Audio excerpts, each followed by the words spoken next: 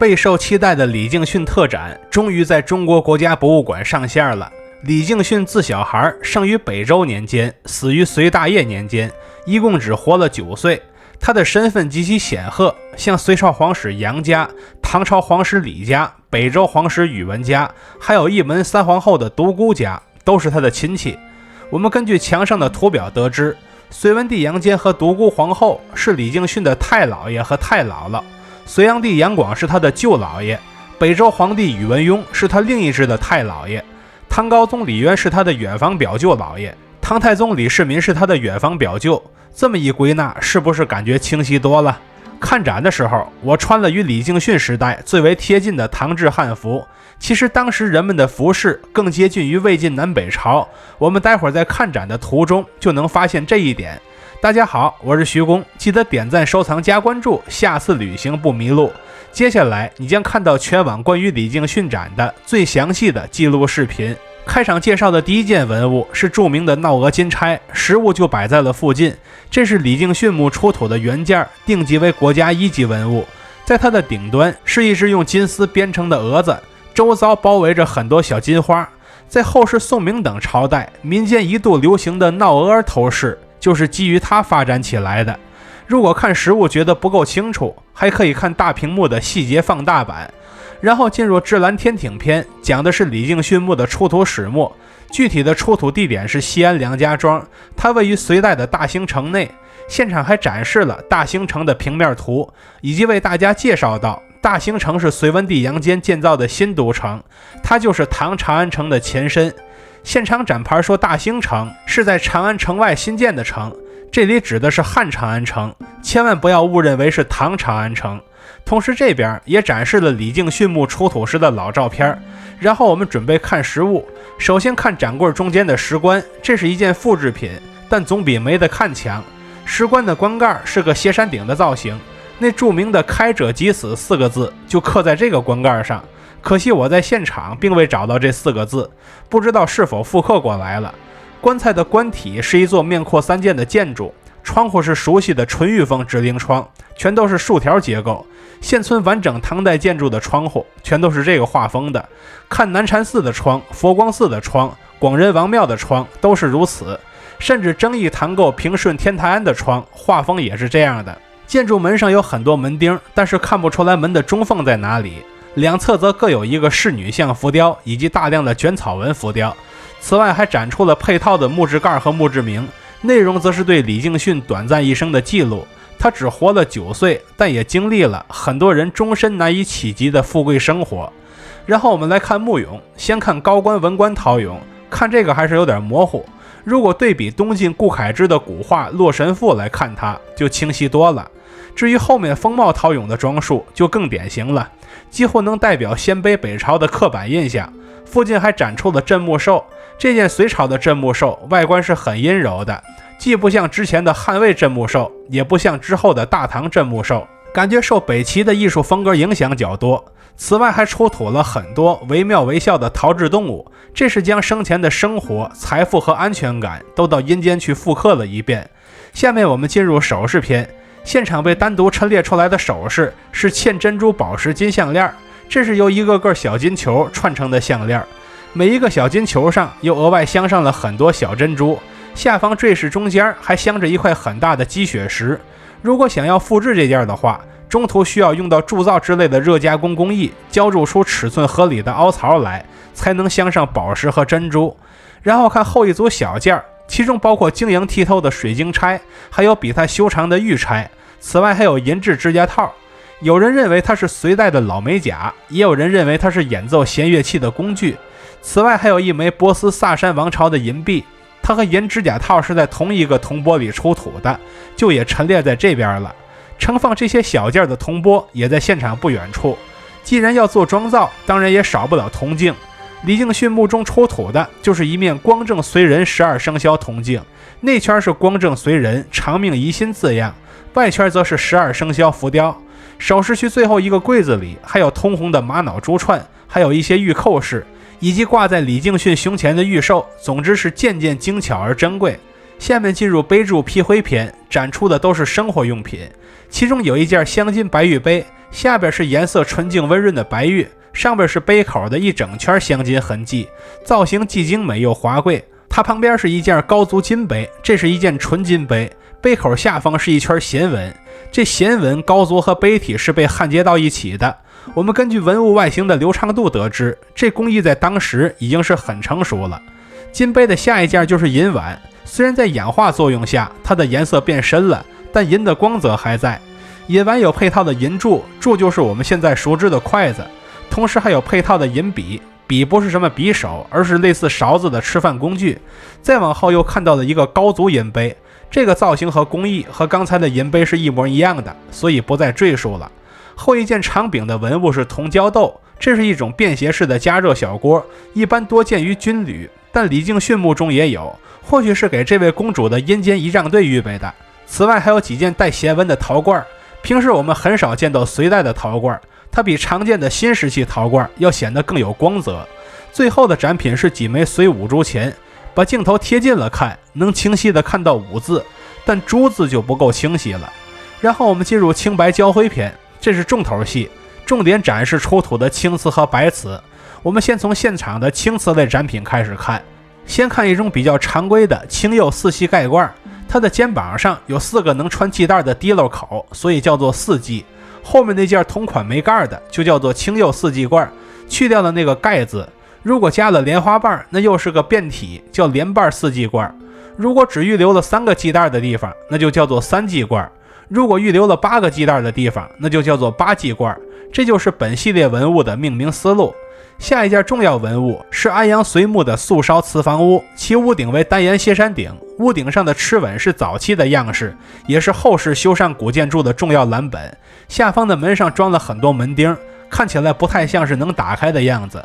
后一件蛋形瓷器是安阳隋墓的瓷引囊，引是平靠的意思，引囊就是如今沙发靠垫的前身，只不过在墓里出土的就是瓷质的复刻品罢了。然后又是一组特色文物，叫做青釉沏凉罐，这是把7个大小相同的瓷罐用瓷釉粘在了一起，中间1个，外圈6个，造型很像一朵盛开的莲花。不过7连对于我来说还是太多了，能有个3连就不错了。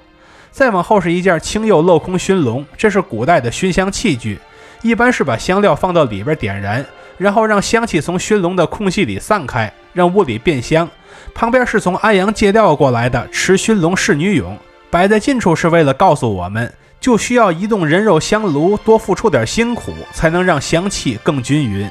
看完青瓷，我们来看白瓷。先看白釉龙柄传瓶，它是2个肩并肩的瓶子，因为瓶底的铭文写作此传瓶有并，所以就叫做传瓶了。外侧一圈则是龙形柄。然后是白釉鸡手壶，它的瓶尖上有一个非常惟妙惟肖的鸡手，另一侧则是龙形柄。这种鸡手壶的造型早在北齐时期就出现了，这里说的就是太原徐显秀墓出土的青釉鸡手壶，现在有一部分被借调到现场了。我们2024年逛北齐壁画博物馆时就见到了此类文物，不想这么快就重逢了。下一件重要文物是白釉兽面纹双髻扁壶，它肩部只有2个系带的地方，所以叫双髻，但扁壶的造型是比较特殊的。一般认为扁壶是西亚甚至欧洲传来的造型，上边的浮雕花纹很热闹。与之用来对比的文物则是安阳范翠墓的黄釉五图扁壶，是北齐年间的文物，这上面的人直接就是几个胡人，而且造型流传到了中原腹地，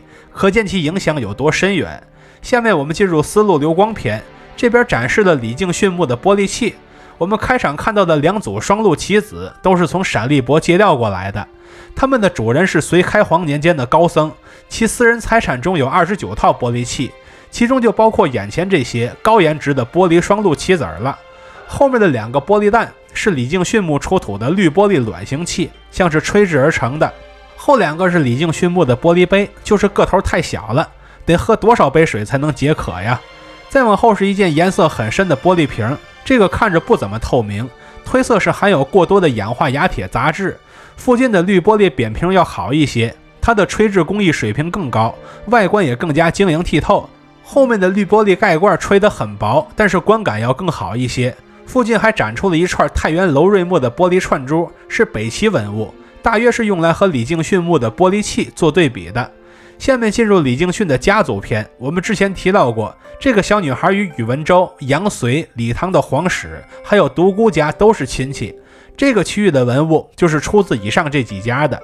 我们先看他太爷李贤墓的墓志盖，上面写着大周柱国河西公墓名，后面的墓志铭则记录了他一生的往事。下一件是李贤墓出土的鎏金银壶，这个壶的壶嘴是鸭嘴的形状，壶柄则是弧形的，上面还安装着一个人头，壶腹部则是希腊故事。这件文物来自宁夏固原，在中国的位置比较偏西，这个地方出土的文物就很容易出现源自西亚和欧洲的元素。后面是一件嵌宝石金指环，也是李贤墓出土的文物。我们透过放大镜发现，蓝宝石上还刻着人物纹，属于是非常精巧了。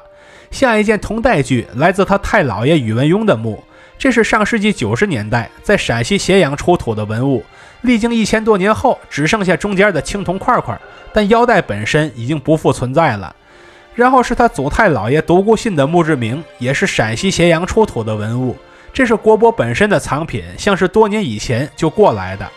然后是他舅太姥爷独孤罗的墓中文物，其中包括一件东罗马金币，这个金币上的国王头像是查斯丁2世，铭文所写的是铸造于君士坦丁堡，它也是从中亚一路传进陕西咸阳的。后面墓志铭记录了独孤罗的一生，他人生的前20多年长期被囚且孤苦穷困，直到杨坚找到这个失散的大舅哥之后，独孤罗才算过上了富贵的好日子。然后展出了陕西潼关税村隋墓的壁画，以及现场还用声光电效果复原了棺材上的花纹。这个墓的墓主至今称谜，但它的长度、深度和其他配置和唐代太子亲王的配置是非常接近的，朝代则对应隋代，所以一个主流的说法认为，这墓主是李敬训的舅姥爷隋废太子杨勇，他和这个配置是非常契合的。最后展出了萧皇后棺的复制品，按辈分算，萧皇后是李敬训的舅姥姥，虽然只是一件复制品，但一眼就能看出来，其工艺极其纷繁，且用料极为昂贵，估计没有多少汉服同袍会复刻，因为成本高，工艺繁杂，而且适用的地方也有限。下面我们进入佛教篇，这时候的佛教很兴盛，但现场文物并不多。第一件文物是隋代的华严经宝王如来性起品，我特意确认了一下，这件纸质文物竟然没说是复制品，能在现场看到纸质文物的原件可实在是太不容易了。